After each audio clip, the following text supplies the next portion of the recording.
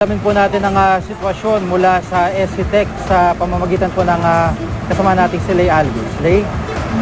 Gigi, kagagaling lang natin doon sa bahagi ng SCTEC, partikular doon sa Pasig Potrero Bridge na nagkaroon nga ng bitak kahapon sa kasagsagan ng ulan. At kanina ay isinama tayo ng isang representative ng SCTEC at ipinakita nga yung damage. So ang sukat nila doon sa bitak ay 12 meters yung puwang at yung haba naman sa magkabilang lane, four-way lanes ito, Gigi, ay nasa 20 meters. So sa ngayon ay sa tingin naman daw nila hindi affected yung integrity ng kabuuang bridge, pero kailangan daw na suriin pa rin para makatiyak.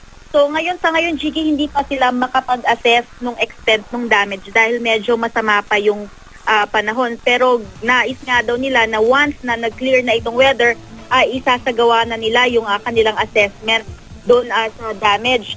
At sa ngayon, Gigi, may binigay na advisory nga yung SCTEC sa mga motorista na dumadaan doon. So yung mga galing Tarlac papuntang Subic ay pinapa-exit na lamang doon sa Clark South at saka sila papasok doon sa Porac interchange.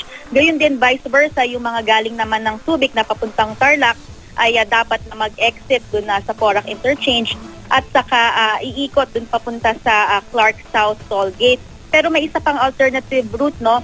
Yung mga manggagaling ng NLEX, maaaring mag-exit na lamang doon sa San Fernando at saka pumasok doon sa SCTEC sa Dinalupihan toll gate.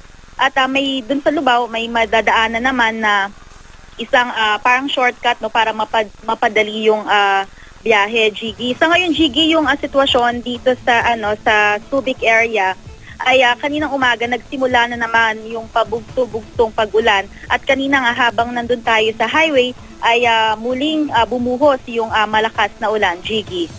Salamat, Lay Alvis.